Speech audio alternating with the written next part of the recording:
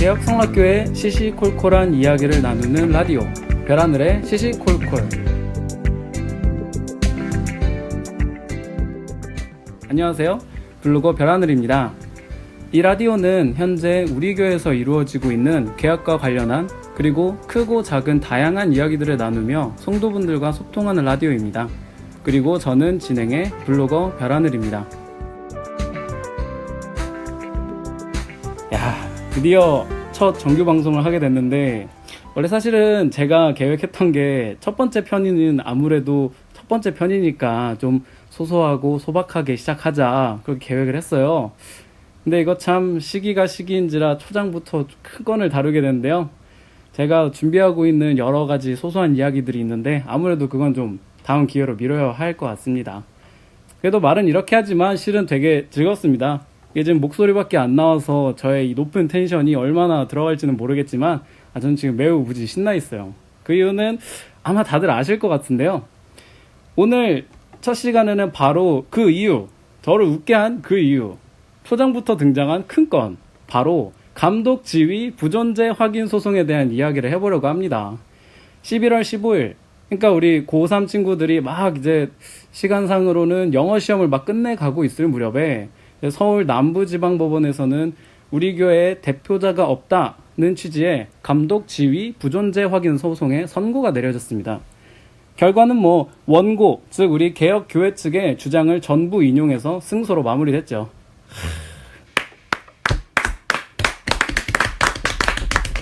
정말 수능날에 걸맞은 좋은 성적표입니다.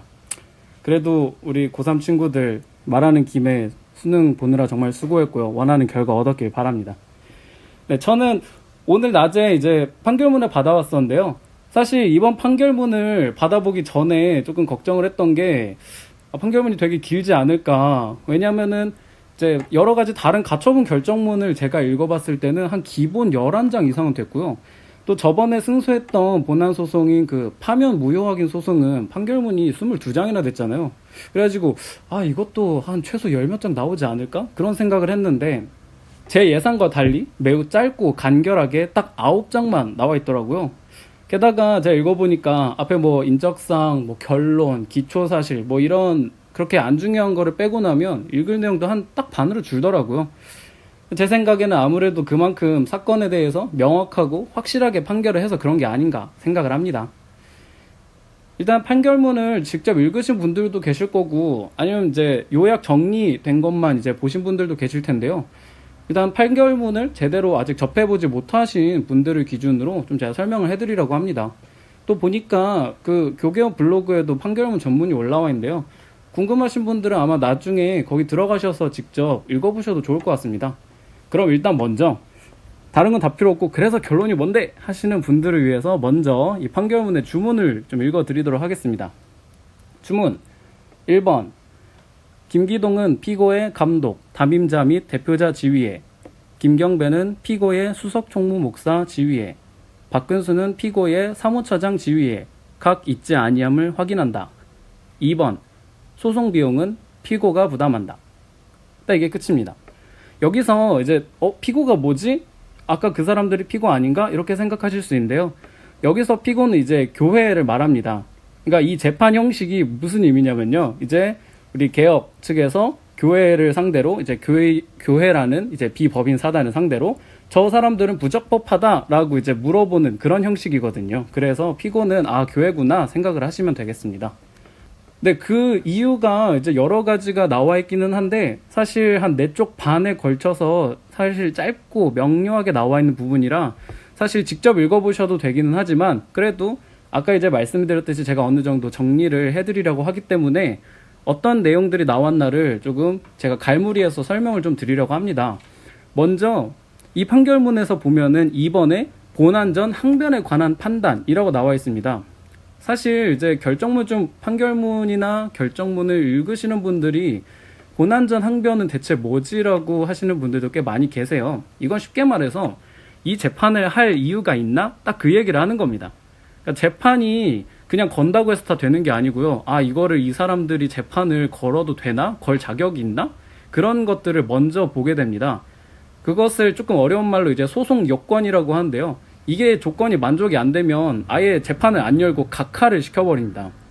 예전에 이제 직무집행정지 가처분이 대법원에 가서 각하가 된 것도 뭐 굳이 소송을 할 조건이 안 된다 그 이유로 각하가 됐죠. 그래서 뭐 2심 판결이 확정이 됐지만 뭐 그거는 다른 얘기고요. 그 부분에 있어서 이제 저 옆 동네에서 뭐라고 얘기했냐면요, 딱 그거예요. 항상 하던 얘기. 교회개혁협의회는 교회를 탈퇴하였기 때문에 이 재판을 청구할 자격이나 이익이 없다. 저기서 맨날 우리 보고 막 분열파 이러잖아요. 그게 다 이걸 위한 거예요. 왜? 일단은 혹시 모르니까 이 본안전 항변에다 걸어가지고 얘네 재판 신청할 자격 없어 딱 이렇게 되면 아예 재판 시작도 안 하고 각하가 돼버리니까 그걸 노린 거예요. 그러니까 우리는 우리 나간 적도 없고 근데 왜 쟤네 갑자기 왜 저러지 하던 이유가 사실은 여기 있었던 거죠. 어쨌든 이제 옆 동네가 그렇게 주장했던 이유에는 딱 3가지 근거가 있어요. 하나는 뭐 베레아 신앙을 버리고 다른 교리를 가져갔다. 또 하나는 뭐 예배나 모임을 좀 자체적으로 한다. 또 하나는 뭐 헌금을 자체적으로 걷고 따로 사용을 한다. 이게 그 이유인데요. 사실 뭐 우리 입장에서는 그게 뭐가 문제야 싶지만 어쨌든 저 옆 동네에서 이제 문제 제기를 했기 때문에 우리 개혁 쪽에서도 답변을 했고 법원은 어떻게 판단했냐? 간단합니다. 교개협이 즉 우리 개혁교회 측이 교회를 탈퇴했다고 보기 어렵다.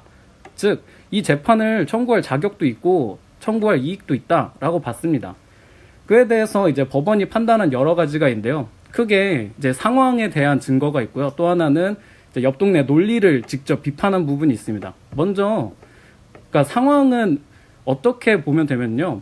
하나는 우리 개혁 성도들이 갑자기 뭐 전부가 다 나서가지고 우리 뭐 베레아 버리겠다 뭐 하겠다 이러고 막 나서고 그런 게 아니고, 또 하나는 이제 저 옆 동네에서 뭐 어느 예배당에서 자체로 뭐 정관이나 이런 거 만들어서 운영하고 있지 않냐 그랬는데 법원이 보기에 그리고 또 우리가 보기에 그건 지혜배당을 좀 운영하기 위해서 그렇게 만든 거지 막 딴살림 차리려고 나간 게 아니다 그렇게 판단을 했습니다. 또 사실 요 교회개혁협의회라는 조직이 만들어진 거는 사실 목적이 되게 명확해요. 그 옆 동네 그 사람의 잘못된 교회 운영이나 인사권 그거를 비판하려고 한 거지 뭐 갑자기 뭐 우리끼리 새로운 교회를 만들어서 이걸 뭘 하겠다 그게 아니거든요. 우리 개혁 모든 성도들의 간절한 염원이 뭡니까? 교회가 교회되게 예배를 예배되 그거 아닙니까? 근데 갑자기 교회를 나갔다고 하니까 우리 입장에서 이제 펑 찌는 거죠. 어쨌든 그런 거기 때문에 뭐 헌금을 따로 받는 거 그걸 쓰는 거 이런 것 또한 뭐 성도들이 교회 개혁을 지지한다라는 의미지 딱히 뭐 딴살림을 차렸다 이것도 아니다라고 법원은 판단을 했습니다. 또 이제 뭐 교개협 입장에서 공식적으로 뭐 우리 교회 나가겠다 이렇게 한 적도 없잖아요. 애초에 우리는 그럴 생각도 없고요. 어쨌든 우리는 원래 그랬고 옆 동네에서는 억지로 주장을 했지만 법원은 그건 억지가 맞네 라고 판단했다고 보시면 됩니다. 또 이제 사실 저는 판결문에 이런 내용까지 써줄 줄은 몰랐어요. 근데 되게 재밌던 내용이 뭐였냐면요, 저 옆 동네에서 이제 교회를 탈퇴해놓고 뭐 개혁을 요구한다 이런 식으로 얘기를 하잖아요. 근데 이제 법원이 뭐라고 했냐면요, 교개협은 그 이름부터 개혁을 요구하는 단체고, 근데 만약에 이 교개협에 함께하고 있는 많은 성도들이 만약에 교회를 나갔다면 뭐하러 갑자기 남의 살림이라고 할 수 있는 교회 일에다가 참견을 하겠느냐. 그래서 판결문에 뭐라 써있냐면 굳이 교회를 탈퇴하면서도 개혁을 요구한다는 주장은 그 자체로 설득력이 떨어진다라고 말을 합니다.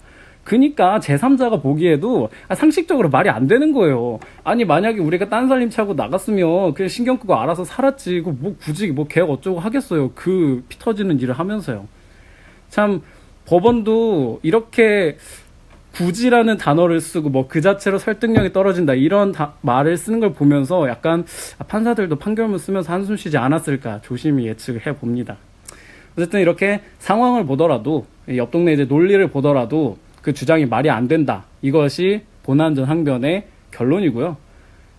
사실 이제 우리 개혁교회 측이 뭐 교회를 나간 분열파다라고 보는 건 정말 저 옆 동네만 주장하는 저 옆 동네 어떻게 보면은 가녀린 외침이 아닐까 싶습니다. 이미 우리도 알고 법원도 인정하는 사실인데 왜 자꾸 눈 가리고 아웅하는지 모르겠는데요. 개콘에 예전에 그런 유행어가 있었죠. 아시는 분들은 아실 텐데 팍 누구시였나 이름은 기억이 안 나요. 근데 나와가지고 그건 네 생각이고 막 사투리 했었는데 그게 요즘 되게 많이 떠오르더라고요. 근데 어쨌든 그래서 다음에 나오는 세 번째는 바로 본안에 관한 판단입니다. 혹시 들으시는 분들 중에 좀 예리하신 분들은 왜 두 번째부터 시작했지 하실 수 있는데요. 첫 번째 항목은 나중에 이제 보시면 알겠지만 기초 사실, 그러니까 모두가 인정하는 사실에 대해서 그냥 적어 놓은 겁니다. 다시 돌아와서요. 본안에 관한 판단은 뭐냐면 쉽게 말해서 옆 동네에 그 사람이 사임을 안 했고 공동 목회를 해왔다라는 주장에 대해서 법원이 어떻게 판단을 했느냐, 딱 이겁니다. 여기에서 이제 그 이유가 받아들여지면 이거 인정할 만하다, 그러면 인용이 되는 거고요.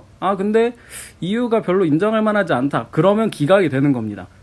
이제 저 옆 동네에서 이제 자기네들도 법 잘 모르니까 뭐 기각이든 각하든 뭐 똑같다, 약간 이런 식으로 멋모르고 얘기하는데요. 각하와 기각은 별개로 다르다라는 사실을 한번 짚고 넘어가시면 되겠습니다. 이건 사실 이런 본안 소송뿐만 아니라 가처분도 마찬가지예요. 어쨌든 본안에 관한 판단의 내용이 쭉 이렇게 있는데요. 크게 세 가지입니다. 첫 번째, 일단 옆 동네 그분의 사임 의사가 명확했다입니다. 그러니까 우리가 이제 항상 지금 문제 삼고 있는 2013년 1월에 있었던 뭐 시무 예배나 주일 예배에서 이제 표시했던 사임 의사는 명확하다라고 판시를 하고 있습니다. 즉 이제 감독직에서 물러나고 그 직위를 그 아들 목사에게 물려주겠다는 거죠. 그리고 법원은 이게 특별히 다른 뜻을 가진 의사표시로 해석되지 않는다라고 말하고 있고요. 그 이후에 여러 후속 조치를 보면 더욱 그렇다라고 말하고 있습니다. 무슨 자세히 보아야 뭐 아름답다, 너도 그렇다도 아니고, 어쨌든 그 후속 조치라는 게 뭐라고 나와 있냐면요. 하나는 사임과 위임한 내용. 그러니까 그 감독직을 이제 이어준 것이 뭐 사무처리 소위원회 회의록에 기재되어 있고, 그 이후에 여러 온갖 공문서에 다 대표자 이름이 그 아들 목사 이름으로 싹 다 바뀌어 있고요. 예전에 이제 기배안에서 발급한 대표자 증명서에도 이제 그 아들 목사가 교단 소속 이제 우리 교회 대표자를 증명합니다라고 기재가 되어 있습니다. 그러니까 이렇게 사실관계에 있어서도 이미 확실히 그 아들 목사에게 대표 자격과 전권이 넘어가 있는 상황이었다는 거죠. 그 두 번째는 뭐냐? 그리고 그렇게 명확했던 사임 의사 표시는 법적으로 효력이 있다, 그겁니다. 그러니까 옆 동네에서는 그게 뭐 사임이 아닌 뭐 공동 목회를 하겠다는 의사 표시고, 아니 뭐 사임이라 하더라도 뭐 적법한 수령권자에 도달하지 않았건 어쩌고저쩌고 얘기하면서 효력이 없다라고 주장하지만, 법원은 그런 얘기를 모두 받아들일 수 없다라고 판결을 한 겁니다. 이제 옆 동네에서 얘기하는 게 주로 뭐가 있냐면요. 뭐 옆 동네 그분이 이제 정규 예배나 주요 행사나 뭐 설교를 계속 뭐 많이 했고, 뭐 2015년 이후에는 그 아들 목사보다 더 많이 설교했다, 이런 얘기를 막 해요. 근데 뭐 우리도 알지만 법원이 보기에도 뭐 설교를 많이 했다고 해서 그게 뭐 공동 목회를 한 증거인가 싶다는 거죠. 그러니까 그걸 왜 했냐는 취지를 이제 법원 눈여겨봤어요. 그리고 그 취지는 우리 모두가 다 알죠. 그 아들 목사를 좀 아직 경험도 좀 모자라고 이렇게 하니까 뒤에서 후원하고 후견하기 위해서 업무 지원을 하는 거다라고 이제 본인도 그렇게 얘기했고, 그렇게 해서 우리도 다 그렇게 알고 있었고, 근데 왜 갑자기 법원 가서 말이 바뀌지? 라고 싶은 거죠. 게다가 뭐라고까지 하냐면 저쪽에서는 이제 뭐 원로 감독이라는 이제 명칭이 공동목회 증거다라고는 하는데, 사실 다른 교회에도 원로 감독, 뭐 이런 원로 목사 이런 칭호를 쓰는 곳이 많아요. 근데 거기는 다 예우를 하는 이미지, 그러니까 또 오랫동안 이렇게 했으니까 원로 했던 목사니까 이제 예우를 하는 거지, 뭐 무슨 권한이 있다, 그게 아닌 것은 다른 교회 사례에도 있고 우리 교회에서도 마찬가지였죠. 그러니까 솔직히 말해서 우리 모두가 알고 있는 사실인데 본인만 혼자 가서 환원을 한 거예요. 어떻게 이겨보려고. 진짜. 네, 어쨌든 그 다음에 우리가 모두 다 알았기 때문에 일단은 취지도 확실했고 효력도 확실하니까 법원은 뭐라고 말하냐?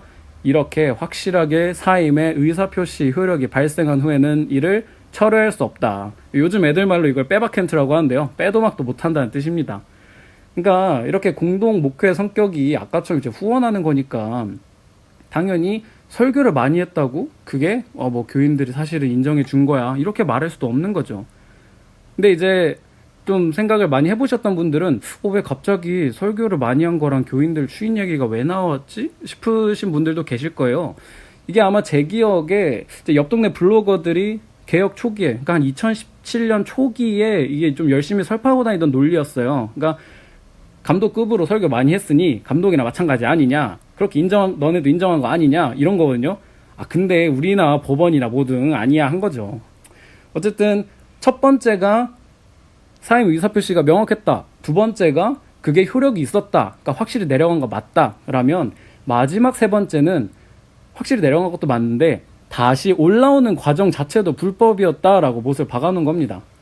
그래서 우리 교회 정관에 감독이라는 직책은 없어요. 그냥 이제 그 자리에 이제 담임자라는 말이 있는데, 사실상 이제 뭐 감독이라는 직위가 담임자의 역할을 한다는 건 뭐 다들 아는 사실이기 때문에, 먼저 법원이 그 둘이 같다 그러고 나서 하는 판단이, 담임자가 되려면, 그러니까 감독이 되려면 사무처리회 위임을 받아야 되는데 이에 대한 증명이 없다, 그러니까 대표자라고 볼 수 없다, 이겁니다. 혹시 기억하실지 모르겠는데 그 2017년 초에 그 뭐 센터에선가 갑자기 막 사람들 좀 뭐 몇 명 불러놓고 무슨 날치기, 무리수, 뭐 사무처리회 소위원을 뭐 땅땅땅 이렇게 했던 거 있잖아요. 동영상 같은 걸 또 보신 분들도 계실 텐데요. 그게 이제 자기네들은 그거 해놓고 봐봐 적법하지 했는데, 이제 법원이 볼 때는 언급 자체도 안 한 걸로 봐서 이거 무효하다고 본 게 아닌가 싶습니다. 그래서 마지막의 결론은 딱 한 문장입니다. 이제 성도 여러분들도 직접 판결문을 보시면 나오는데요. 그렇다면 원고들의 청구는 모두 이유 있음으로 받아들이기로 하여 주문과 같이 판결한다. 즉 주문은 아까와 같이 그 세 사람이 모두 적법한 그런 각 직위에 있는 사람이 아니다 라는 의미죠. 그래서 이렇게 전체적인 내용을 보면 법원이 우리 이제 개혁교회 측 주장과 증거를 인용해서 이제 옆 동네 주장을 이제 이유 없다고 버린 상황입니다. 참 우리 모두 아는 사실을 굳이 증명하려고 하니까 이렇게 많은 시간과 노력이 필요하다는 걸 요즘 이런 일을 통해서 뼈저리게 느낍니다. 뭐 아버지를 아버지라 부르지 못하고 형을 형이라 부르지 못하는 것도 아니고, 이거를 맞는데 이걸 맞다고 얘기하는데 아니 이게 맞지, 그럼 이걸 뭐 어떻게 얘기해, 이렇게 정말 속 터지는 상황을 아마 저뿐만 아니라 모든 성도 여러분들 다 똑같이 느끼고 있지 않았을까 싶네요. 정말 법이란 게 이렇게 미묘하더라고요. 어쨌든 한편 제가 이제 이 판결문을 좀 읽으면서 생각했던 게 있어요. 하나는 뭐냐면, 이제 옆 동네에서 이제 아까 말씀드린 핵심 주장이, 하나는 공동 목회다, 두 번째는 아니 사임이더라도 이제 적법하게 도달하지 않았기 때문에 효력이 없다, 이 두 가지였는데요. 이제 여기서 이 두 번째 뭐 사임이더라도 효력이 없다 이 얘기가 이제 제가 블로그에도 썼던 기각과 인용 그 사이의 환원이라는 글에서도 다뤘던 내용이에요. 아마 그거 쓴 게 그 직무정지 가처분 항고가 인용됐던 그 3월 말쯤으로 기억하는데요.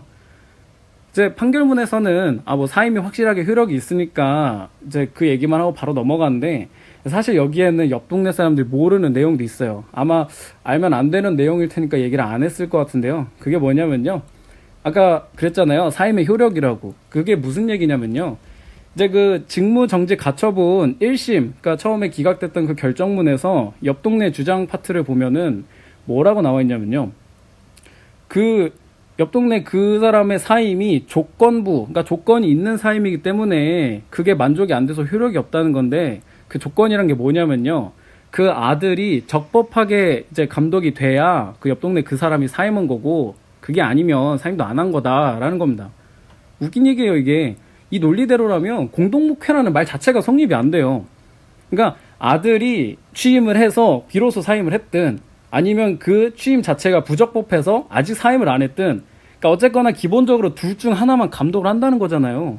그러니까 이걸 법원에서 공동목회랑 동시에 주장을 한 거예요. 서로 모순되는 걸. 웃기는 얘기네. 어쨌든 앞에서는 공동목회 잔뜩 얘기해놓고 법원 가서는 빠져나갈 구멍 어떻게 만들어 보려고, 그 아들 목사가 적법하게 선임이 안 됐으니까 여전히 그 사람이 감독이야 라는 또 다른 논리를 만들었던 겁니다. 아니 아들까지 내팽개치면서 어떻게든 이겨보려고 한 거예요. 이게 어딜 봐서 아버지와 아들이 하나라는 건지, 이게 전 잘 모르겠네요. 저는 아직 너무 수준이 모자란가 봅니다. 그나마 이제 법원이 옆 동네 아저씨가 이제 적절하게 선임이 됐다고 이제 확인해 줬으니까 망정이지, 그거 부정했으면 이거 완전 그 옆 동네 아저씨 자존심 깔아뭉갠 일이잖아요. 5년 그래도 했는데. 아니지. 이미 그렇게 주장했던 시점에서 모르진 않았을 테니까 이미 깔아뭉갠 거나 다름없지 않을까 싶네요. 어쨌거나 뭐 이런 판결이 나왔고, 뭐 옆 동네에서는 당연히 뭐 우리는 인정 안 한다, 뭐 세상이 어떻게 감히 교회 직분을 판단하냐 뭐 그러는데, 그래놓고 공고문 읽어보신 분들 다 알겠지만 뭐 항소한대요. 아니 무시할 거면 항소도 하지 말든지 앞에서는 뭐 그렇게 호언장담 해놓고 잘한 짓입니다. 뭐 참 잘했어요. 도장 한번 찍어 드려야 될 것 같아요. 어쨌거나 본안이든 가처분이든 모두 이긴 상황에서, 그러니까 결론은 뭐냐, 우리 교회에 지금 제대로 된 대표자가 없다, 그러니까 정상적으로 감독 자리에 올라온 사람이 없다 이겁니다. 그나마 일단 교회가 망하면 안 되잖아요. 그러니까 작년 이제 3월에 사임했던 저기 옆 동네 사람 불러다가 야 일단 긴급한 일은 좀 처리해, 교회가 망하면 안 되잖아 하고 시킨 상태예요. 그러니까 사실 이제 우리 교회에서 가장 시급한 일은 새로운 대표자를 선출하는 일이에요. 그래야 교회를 정상적으로 다시 이끄는데 일을 할 수 있으니까요. 그런데 그 긴급 처리권자라는 사람은 그 일을 하기는커녕 오히려 편파적으로 운영하면서 권한 밖의 교회 일에도 손대고 교회 문제 일을 더 심각하게 만들고 있죠. 반성할지는 모르겠지만 반성 좀 했으면 좋겠네요. 이 얘기 더 하면 한숨만 더 나올 것 같으니까요. 아무튼 오늘은 우리 교회의 가장 큰 민사소송인 감독 지위 부존재 확인 소송 판결에 대해서 얘기를 해봤습니다. 판결문 내용뿐만 아니라 좀 제가 나름대로 찾았던 뭐 여러 가지 얘기도 좀 했었는데요. 이에 대해서 좀 잘 같이 이해하고 또 이제 우리 교회의 상황을 좀 같이 알고 같이 기도하는 기회가 됐으면 좋겠습니다. 그리고 사실 이 소송이 정말 우리 교회에서 가장 큰, 어떻게 보면 근원적인 내용을 다루는 소송이었는데 그만큼 그 승리가 우리에게도 좀 값진 것 같습니다. 이렇게 큰 승리를 주신 하나님께 감사와 영광을 돌리고요. 앞으로 보다 더 겸손하게 하나님을 의지하는 우리 모든 성도 여러분 되었으면 좋겠습니다. 오늘의 이야기가 마음에 드셨나요? 그러면 구독과 좋아요 한 번씩만 부탁드립니다. 그럼 여러분 다음에 또 찾아갈게요.